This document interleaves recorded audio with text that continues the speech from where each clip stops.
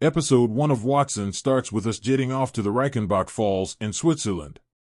There, our titular character Dr. John Watson rushes through the trees where he finds Sherlock in a scuffle with Moriarty.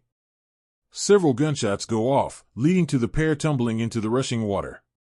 Although Watson dives in to try and help his friend, he ends up tumbling over the edge, sporting a bloody head and a concussion.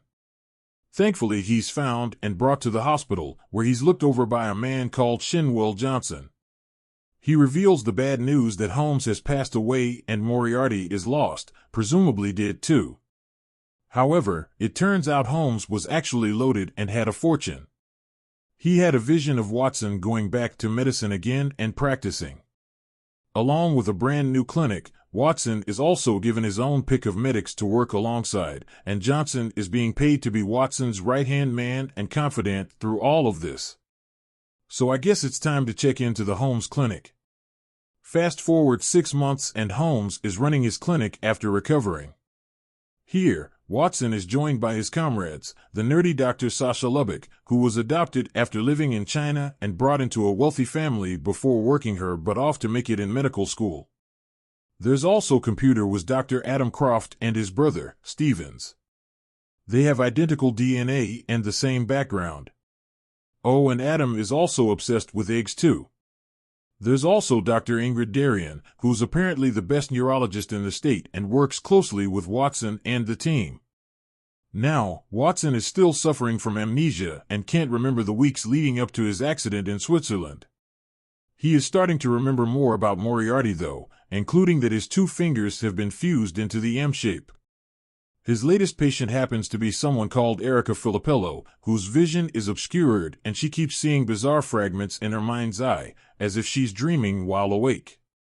Well, that may not be that far from the truth given there's a familial history of fatal insomnia and she hasn't been sleeping for a while now. In fact, since being admitted to hospital, she hasn't slept a wink. Watson shows up to see Erica, who's erratic and convinced that she has FFI. Given she's also 23 weeks pregnant, she doesn't want her child to die, and pleads with Watson to keep her alive until she gives birth. The gang get to work coming up with a proper diagnosis, with all the doctors gathered to discuss the symptoms. It would appear the family have a 50-50 chance of actually passing on FFI, and along with doing some research on her father, Watson eventually discovers that Erica does not have FFI. So what's going on with her? While he's talking to Erica, he explains the choice he made back in London and how he chose Sherlock over his partner, Dr. Mary Morstan. The thing is, she happens to be outside the door, having checked his office and seen the work they're currently doing. There's no getting back with Mary though, as she's moved on and is currently living with her new partner. When Erica awakens the next morning, she finds that her vision has gone completely and she's blind. It would appear, given the sores around her mouth, that she may well have angular cheilitis. Dr. Lubbock believes she needs a bone marrow transplant as a result. The only match though could well be his brother, Damon Filippello. The guy hasn't been seen for a while, so Watson decides to get Gregson to help. For those unfamiliar with the Sherlock universe, this is an inspector over at Scotland Yard. Damon is brought in for a bone marrow transplant, but there's a problem. Turns out Autumn, Erica's cousin, is also sick. The rest of the gang bring her in, but they treat this as a possible infection and take precautions accordingly. It doesn't take long before they figure out that Autumn has something called songbird fever. Erica, though? She doesn't. With Autumn struggling and becoming resistant to antibiotics, Watson realizes he needs to try and get to the bottom of this mystery. Through all of this, Watson continues to suffer from flashes and struggles to keep it together. He's got a whole cocktail of pills he's taking to keep his symptoms under control. It does the trick, and Watson eventually discusses their current case with the team to figure it all out. It would appear that we're looking at 2 inherited diseases. One is called tooth-3 syndactyly and the other, orbital hypertelorism. These 2 traits have flowed down from Erica to her brother Damon and then eventually Autumn. The biggest revelation here though is that Erica and Autumn aren't just cousins, they're also half-sisters too.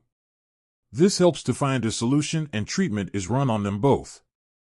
However, Watson needs to figure out his own past and find a purpose going forward. As the episode closes out, we learn that Moriarty is actually still alive, having survived the fall, and he speaks to Shinwell inside a cable car. Shinwell hands over a briefcase of samples the good doctor wants, and leaves him to it.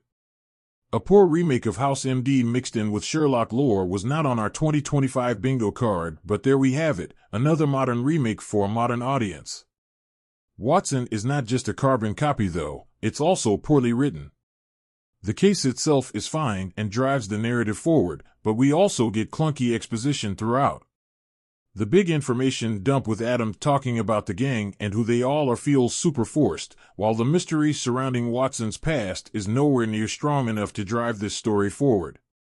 What's even more disappointing is that this show comes out right on the heels of Brilliant Minds, which at least had a slightly original spin on the same concept of House.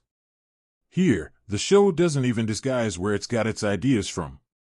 Minus the sarcasm and quick with that House is infamous for, the episode features a mysterious case, the gang all discussing this round a table and using both textbooks and whiteboards to try and figure it out. Furthermore, we also have our lead dependent on pills to help the symptoms, and the sidekick friend from the past too. If this is a sign of things to come, Watson is in for a rough ride. It's unashamedly unoriginal and doesn't do a particularly good job in bringing us into this world. And note to the show creators, using trademark Sherlock quotes like elementary and the game is afoot is super cringeworthy, please stop doing that.